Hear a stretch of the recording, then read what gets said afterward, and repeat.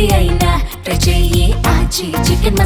ఆచి చికెన్ మసాలా. యోగా ఆరోగ్యానికి చాలా మంచిదని మాజీ మంత్రి తలసాని శ్రీనివాస్ యాదవ్ అన్నారు. సనత్ నగర్ లోని 7 టెంపుల్స్ ఆవరణలో నిర్వహించిన యోగా కార్యక్రమాల్లో ఆయన పాల్గొన్నారు. ఈ సందర్భంగా యోగాకు వయసుతో సంబంధం లేకుండా ప్రతిరోజు కొద్ది సమయం కేటాయించాలని పిలుపునిచ్చారు.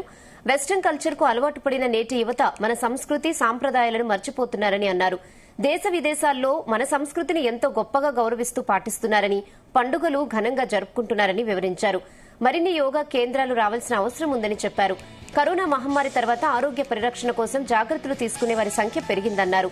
ఆరోగ్యాన్ని పరిరక్షించే యోగా కేంద్రాల ఏర్పాటుకు యోగా సాధకులకు ఎటువంటి అవసరం ఉన్నా నా సంపూర్ణ సహకారం అందిస్తానని తలసాని శ్రీనివాస్ యాదవ్ ప్రకటించారు. ఎందుకంటే మనిషి ఆరోగ్యంగా ఉంటేనే ఈ సమాజంలో అన్ని జరుగుతాయి.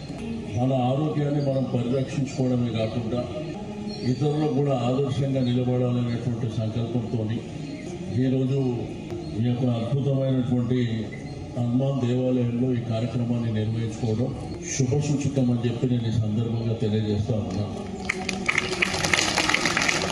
కరోనా తర్వాత జరిగినటువంటి పరిణామాలను మనం ఒకసారి నెమరు వేసుకుంటే చాలా మంది ఆరోగ్య సమస్యలతో కావచ్చు, ఇమ్యూనిటీ లేక చనిపోయినటువంటి సందర్భాలు కావచ్చు.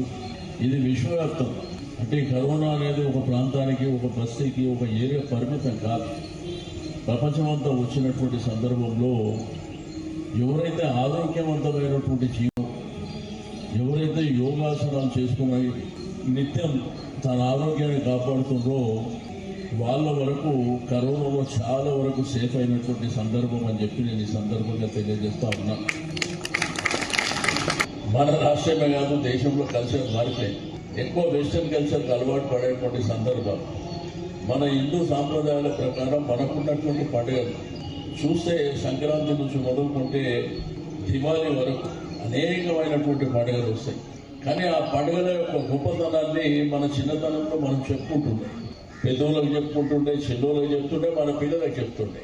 బట్ ఈ రోజు ఆ పండుగ లేదనేది ఆ పిల్లలకు తెలుస్తలేదు. ఓ సెల్ ఫోన్, ఒక ల్యాప్టాప్ ఇవి ఉంటే సరిపోయింది.